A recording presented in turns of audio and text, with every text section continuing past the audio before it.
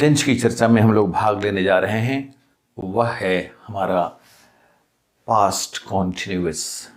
इस वीडियो में हम लोग पास्ट कॉन्टिन्यूअस की चर्चा 6 हेड्स में करने जा रहे हैं। अब देखिए, यहां जो हमारा पहला हेड है इंट्रोडक्शन। इंट्रोडक्शन में बहुत सटीक और बहुत संक्षिप्त जानकारी की आवश्यकता होती है। तो यहां आप ये समझें कि इस टेंस का प्रयोग ऐसे कार्यों के लिए ही हम कर सकते हैं या हम करते हैं जो भविष्य में अतीत में कभी जारी थे। अतीत में जारी थे, याद रखिएगा, पास्ट में जारी थे। ऐसे कार्यों के लिए आप पास्ट कॉन्टिन्यूअस टेंस का प्रयोग करेंगे जो अतीत में यानी पास्ट में किसी समय जारी थे। अब ऐसे कार्यों के होने का समय निर्दिष्ट हो भी सकता है, मतलब मेंशन हो भी सकता है, मतलब एक्सप्रेस्ड हो भी सकता है और अनएक्सप्रेस्ड भी रह सकता है। दोनों स्थितियों में इसमें कोई परेशानी नहीं है। अगर इसका समय निश्चित कर दिया गया वो भी हो सकता है। जैसे मान लीजिए कि मैं कह रहा हूं कि I was playing last evening. ठीक है, आई वॉज प्लेइंग, उसमें लास्ट इवनिंग एक समय दे दिया, लेकिन यह भी गलत नहीं होगा कि मैं करें आई वॉज प्लेइंग, कोई समय की सूचना मैंने नहीं दी। दोनों स्थितियों में सेंटेंस करेक्ट है, ऐसा किया जा सकता है। अब इसके बाद हमारा है दूसरा हेड, वो है हेल्पिंग वर्ब। हेल्पिंग वर्ब इसमें है हमारा दो, वॉच एंड वेयर। इसका कैसे प्रयोग होगा हम लोग यहां देखेंगे, लेकिन यही दो हमारा हेल्पिंग वर्ब है। इसके बाद मेन वर्ब है हमारा बिफोर यानी राइट, जिससे मैं आपको टेंस बता रहा हूं, सारी चर्चाएं कर रहा हूं। जिस वर्ब के चारों ओर जो चर्चाएं घूम रही है वो वर्ब हमारा है राइट। इसका बिफोर यानी इस फॉर्म का इस्तेमाल इसमें होगा। फिर है हमारा आइडेंटिफिकेशन थ्रू हिंदी। तो अगर वाक्य के अंत में रहा था, रहे थे, रही थी इत्यादि मिल जाए आपको, तो आप मान लीजिएगा कि यह हिंदी से कि वाक्य हमारा पास्ट कॉन्टिन्यूअस का है। और अगर अंग्रेजी से जानना हो तो स्ट्रक्चर इस रूप में होगा, subject plus helping verb plus V4। Helping verb आपको पता है तो जरूर वहां वाज वेयर होगा। अब V4 मतलब किसी भी वर्ब में ING लगा हुआ होगा, तो आप मान लीजिएगा कि वो क्या है, पास्ट कॉन्टिन्यूअस का वाक्य है। कहीं हेल्पिंग की जगह, कहीं हेल्पिंग वर्ब की जगह वाज होगा, कहीं वेयर होगा। तो ये बात हो गई। अब इतनी जानकारी के साथ हम लोग प्रवेश कर रहे हैं अपने 5th हेड में, और वो है हमारा स्ट्रक्चर।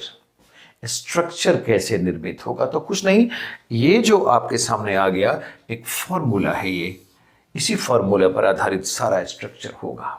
लेकिन ये फॉर्मूला अफर्मेटिव का है, ये निगेटिव का नहीं है, ये इंट्रोगेटिव का नहीं है, है ना। तो ये हम बोलेंगे, उसको आप सुनेंगे ठीक से, बदलेगा। लेकिन अफर्मेटिव का ये अगर कंसेप्शन है आपको, तो फिर सब चीजें आसान लगेंगी आपको। देखिए, अब यहां है सिंगुलर और plural. I was writing, we were writing. Was यहां से आया, वेयर यहां से आया। वेयर प्लूरल में लगता है, वाज मतलब ये भी जानकारी लें कि आई के साथ वाज लगता है और ही, सी की और मोहन के साथ वाज लगेगा। बाकी सब जगहों पर वेयर लग रहा है। तो वॉज एंड वेयर ये दो हमारे हेल्पिंग वर्ब इस्तेमाल होंगे। आई के साथ वाज लगेगा, ही, सी, मोहन के साथ वाज लगेगा। बाकी सारे प्रोनाउंस के साथ वेयर का प्रयोग करेंगे। ये आपको स्मृति में रखनी होगी। इतनी जानकारी के बाद ये हमारा हो गया कि मैं लिख रहा था, हम लोग लिख रहे थे, तुम लिख रहे थे, तुम लोग लिख रहे थे, वह लिख रहा था, वह लिख रही थी, मोहन लिख रहा था और वे लोग लिख रहे थे। इंग्लिश भी हो गई, इसकी हिंदी भी हो गई। अब इसको आपको करना है नेगेटिव। तो नेगेटिव जब करेंगे तो आपको बताया कि नेगेटिव का जो नॉट जो वर्ड है, जो एडवर्ब है, जो लगता है नेगेटिव करने के लिए सेंटेंस में, इसको हम कहाँ रखते हैं, इसका क्या नियम है। तो रूल्स मैंने डिस्कस कर दिया है पहले के वीडियोस में कि इसको हमेशा हम या तो हेल्पिंग वर्ब के साथ रखते हैं, नहीं तो मॉडल के साथ। मॉडल का प्रयोग यहाँ अभी नहीं हो रहा है, इसलिए फ्यूचर में होगा। लेकिन हेल्पिंग वर्ब जो है वो 11 हेल्पिंग वर्ब जो चर्चा में आ चुका है ऑलरेडी, उसके ही साथ नॉट रहेगा। तो I wasn't writing, we weren't writing, you weren't writing, you weren't writing, he wasn't writing, she wasn't writing, Mohan wasn't writing, they weren't writing. तो ये हमारा नेगेटिव हो गया। अगर इंट्रोगेटिव करना हो तो बस हेल्पिंग वर्ब को बाहर ले आइए।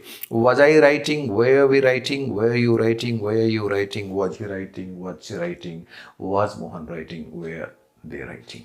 इंट्रोगेटिव हो गया। क्या मैं लिख रहा था, क्या हम लोग लिख रहे थे, क्या तुम लिख रहे थे, क्या तुम लोग लिख रहे थे, क्या वह लिख रहा था, क्या वह लिख रही थी, क्या मोहन लिख रहा था, क्या वे लोग लिख रहे थे। हिंदी भी हो गई। और उसके बाद हमारा आएगा निगेटिव इंट्रोगेटिव। तो इसी हेल्पिंग वर्ब में हम नॉट को लगा के उसको ब्रिस्ट कर दें, उसको कॉन्ट्रैक्ट कर दें और ले आए बाहर नॉट के साथ। तो wasn't I writing, weren't we writing, weren't you writing, weren't you writing, wasn't he writing, wasn't she writing, weren't they writing, and were they writing, and wasn't Mohan writing। तो ये हमारा हो गया नेगेटिव इंट्रोगेटिव। वहां भी अगर आप अलग करना चाहें तो कर सकते हैं। नियम वही है कि जैसे वाज नॉट को अलग करेंगे, उसके बगल में रहने वाला जो हमारा सब्जेक्ट है उसके आगे वाला वो बीच में आ जाएगा वाज और नॉट के। तो was I not writing, were we not writing, were you not writing, were you not writing, was he not writing, was she not writing, was Mohan not writing, were they not writing. ये हो जाएगा। एक ही नियम सब जगह repeat होता जा रहा है। बहुत विजडम और बहुत इंटेलेक्ट की जरूरत है, बस थोड़ा सा ध्यान चाहिए आपका। It's very simple. अब WH अगर बनाना है अगर, तो देखिए why was I writing, why were we writing, why were you writing, why were you writing, why was you writing, why was she writing, why was Mohan writing, and why were they writing। तो negative करना है तो फिर कहते हैं why wasn't I writing, why weren't we writing, why weren't you writing, why weren't you writing, why wasn't she writing, why wasn't she writing, why wasn't Mohan writing, why weren't they writing। Negative interrogative भी हो गया। तो इस तरह से हम लोगों ने स्ट्रक्चर्स को भी पूरा कर लिया। अब हमारे सामने सिक्स्थ हेड है, अब वो है एग्जाम्पल्स। इस एग्जाम्पल्स को आप देखिए जरा। एग्जाम्पल्स की भी चर्चा होती है। अरे 11 सेंटेंसेस में दे रहा हूं हर टेंस पर, उसके ग्रामर के साथ उसको भी समझते चलना है हम लोगों को। वो ये है कि अगर आपको कहना है कि क्या तुम बोल रहे थे, were you speaking, speak verb से एग्जाम्पल चल रहा है पूरा। तुम क्या बोल रहे थे, व्हाट वेयर यू स्पीकिंग। तुम क्यों बोल रहे थे, व्हाई वेयर यू स्पीकिंग। तुम किसके विषय में बोल रहे थे, तो अबाउट हुम वेयर यू स्पीकिंग। तुम किसके खिलाफ या किसके विरुद्ध बोल रहे थे, against whom were you speaking. ये सिंपल सेंटेंस हो गया। अब उसके बाद आप देखिए वो है हमारा कॉम्प्लेक्स सेंटेंस। मैं जानता हूं कि तुम क्या बोल रहे थे, I know what you were speaking, what के बाद सब्जेक्ट आ गया। अब मैं नहीं जानता हूं कि तुम क्यों बोल रहे थे, I don't know why you were speaking, यहां भी वाई के बाद यू आ गया। तो कॉम्प्लेक्स सेंटेंसेस में WH के बाद हमेशा कोई ना कोई सब्जेक्ट आएगा, ये ध्यान में रखना है बस। यही मैं बार बार रिपीट कर रहा हूं। फिर आगे चलिए, क्या तुम जानते हो, क्या तुम जानते हो कि मैं किसके विषय में बोल रहा था, do you know about whom I was speaking। क्या तुम नहीं जानते हो कि मैं किसके खिलाफ बोल रहा था, don't you know against whom I was speaking। फिर जैसे एक आप ले लीजिए, इसी का वो आगे का कदम जिसमें हम दैट का प्रयोग करते हैं।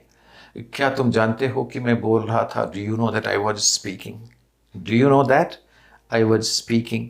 और उसके बाद लास्ट में कि क्या तुम नहीं जानते हो कि मैं क्यों और कैसे बोल रहा था, तो क्या तुम नहीं जानते हो, तो don't you know why and how I was speaking. तुम क्यों नहीं जानते हो कि मैं क्यों और कैसे बोल रहा था, तो why don't you know why and how I was speaking. इस तरह से हम लोगों ने एग्जाम्पल्स को भी आपके सामने चर्चा में रखा। इसके ग्रामर की चर्चा होती आ रही है, कोई विशेष चर्चा की आवश्यकता नहीं है। तो dear friends, keep watching, keep learning. Thank you so much, take care.